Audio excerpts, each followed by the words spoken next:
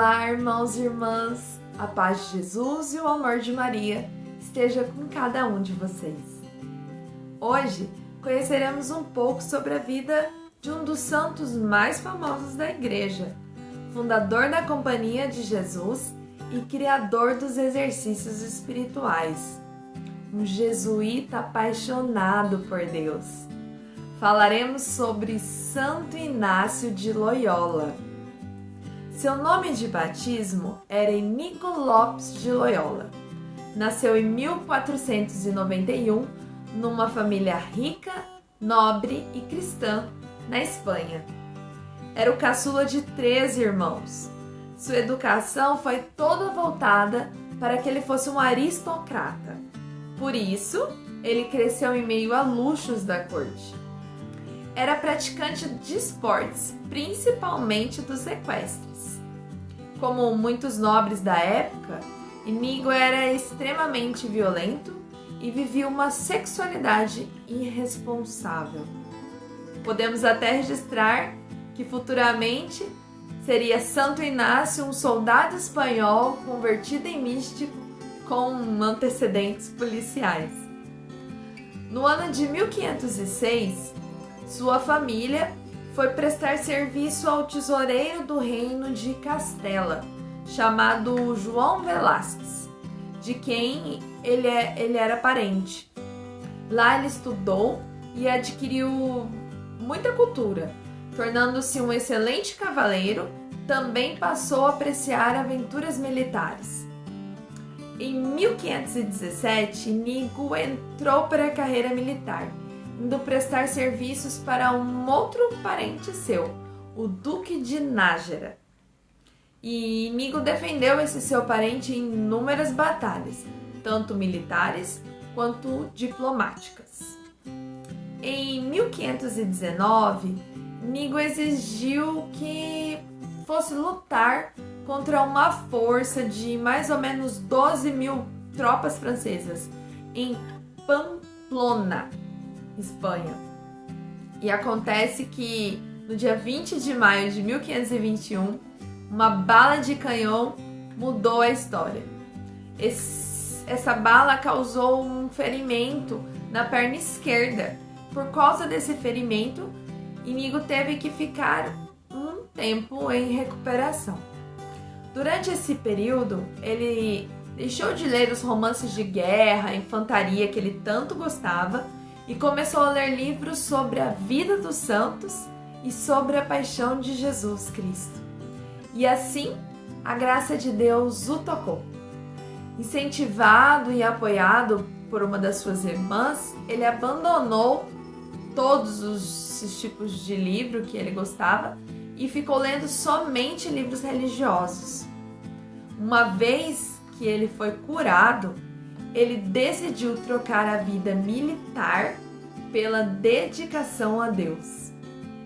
Uma noite, apareceu-lhe a Virgem Maria com seu filho e desde então ele colocou-se a servir ao nosso Rei, o Rei dos Céus. Iñigo se entusiasmou com o testemunho dos santos e ele decidiu imitar a vida deles. E aos poucos ele começa a encontrar sua liberdade espiritual. Refletindo sobre o que ele passava, ele foi percebendo que os pensamentos sobre Deus, sobre os santos, demoravam para entrar no seu coração, mas depois deixavam ele muito feliz e com muita paz. Iñigo começa então a ter uma experiência de discernimento espiritual. Algo curioso é que antes de se inventar marcadores para textos, ele copiava as passagens da vida de Cristo, dos santos, e as palavras de Jesus ele escrevia em vermelho e as de Nossa Senhora em azul, já mostrando uma organização, né? Depois da sua conversão, a Virgem Maria ainda apareceu para ele em mais ou menos 30 ocasiões.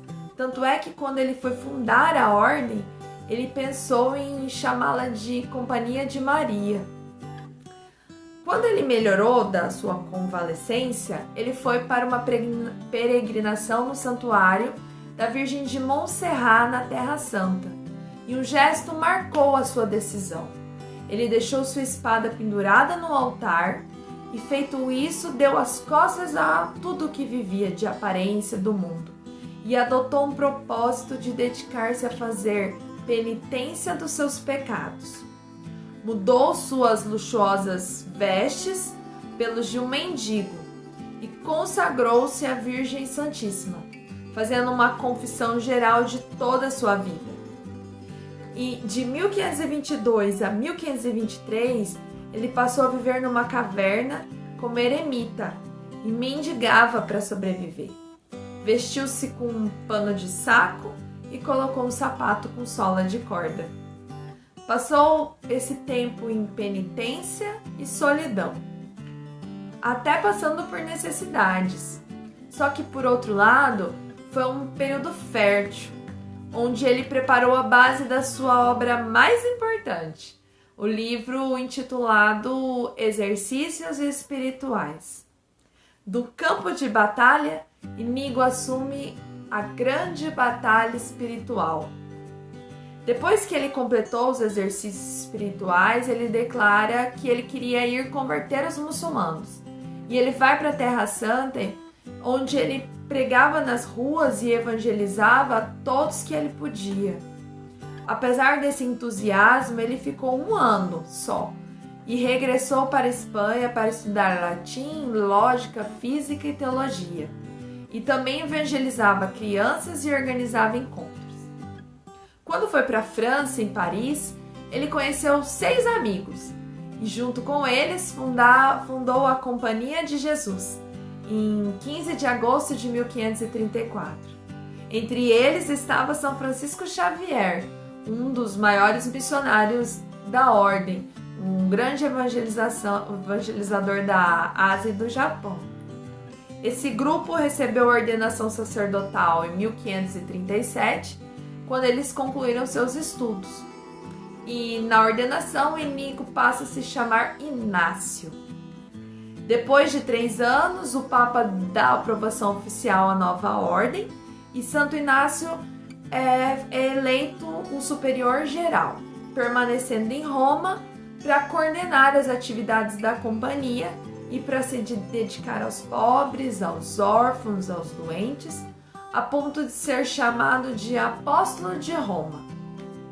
Santo Inácio de Loyola formou e enviou missionários jesuítas a várias partes do mundo. Eles tinham a missão de implantar a fé cristã, principalmente em povos nativos pagãos de terras longes, na América e na Ásia. Seus missionários levaram o Evangelho de Jesus Cristo de maneira muito heróica, em lugares muito improváveis. Morreram mártires por causa da fé em Cristo, deixando muitos testemunhos de coragem, fé e amor a Deus. Inácio chegou a ser preso por 2 vezes, vítima de suspeita de inquisição, no tempo da Reforma Protestante, que olhava com desconfiança qualquer novo movimento espiritual. Como ele tinha tido aquela convalescência, depois que ele assumiu o cargo superior da ordem, ele ficou ainda mais debilitado e passou a viver os últimos anos da sua vida em um quarto em Roma. Dali, Santo Inácio governou a Companhia de Jesus e foi testemunho do crescimento. De 6 jesuítas, passaram a quase 10.000 quando ele faleceu em 31 de julho de 1556. Os jesuítas se espalharam por toda a Europa, Índia e Brasil durante os anos. O papel deles também foi essencial no Concílio de Trento, bem como nas fundações de colégios, universidades, por onde eles eram enviados em missão. Em muitos locais, eles foram responsáveis pela alfabetização do povo, como aconteceu aqui no Brasil. O Papa Francisco, nosso pontífice, é o primeiro Papa jesuíta. A canonização de Santo Inácio de Loyola foi celebrada em 1622 e em 1922 o Papa Pio V declarou padroeiro dos retiros espirituais. Santo Inácio de Loyola contribuiu muito para a Igreja e para a humanidade. A sua busca interior trouxe revelações e afirmações que vêm se confirmando até os nossos dias atuais. E falando um pouco sobre esse legado dos exercícios espirituais de Santo Inácio de Loyola, o princípio e fundamento deles é para que o homem possa vencer a si mesmo e ordenar a sua vida, sem se determinar por afeição alguma que seja desordenada, nos colocando diante daquilo que é a razão da nossa existência, que é amar e servir a Deus. Os exercícios espirituais não são mágicos e nem formam santos no prazo de um mês, mas são métodos eficazes para nos auxiliar a governarmos as nossas paixões. O propósito de Santo Inácio era fazer com que o coração das pessoas se apaixonasse por Jesus, por meio de uma verdadeira caminhada espiritual. E com a sua própria experiência espiritual, Santo Inácio escreveu um roteiro para ajudar os outros nesse crescimento espiritual, que foi compilado e escrito no livro Os Exercícios Espirituais. É um modo, um roteiro para ajudar as pessoas a perceberem e acolherem a ação de Deus no íntimo de suas vidas e acolhendo uma dinâmica para que possamos participar de forma efetiva na vida e na missão de Jesus Cristo. Como Santo Inácio de Loyola, que nós nos coloquemos a serviço do próximo. Temos coragem de abandonar a nossa mundanidade e nos dedicar a entregar a Deus, ouvir a sua palavra, estudar sobre a igreja, sobre a vida dos santos, sobre a palavra de Deus. Peçamos a Santo Inácio de Loyola uma vida de oração verdadeira, para que assim como ele, nós sejamos endireitados pelo poder da graça de Deus. Termino hoje o vídeo com um texto escrito por ele. Não basta que eu sirva o Senhor, soberano do céu e da terra. É necessário que ele seja amado por todos os corações. É necessário que todas as vozes o bendigam e cantem os seus louvores. Não basta que eu trabalhe para a minha própria perfeição. É necessário, para a maior glória da sua divina majestade, que eu trabalhe para a dos outros. Santo Inácio de Loyola, rogai por nós.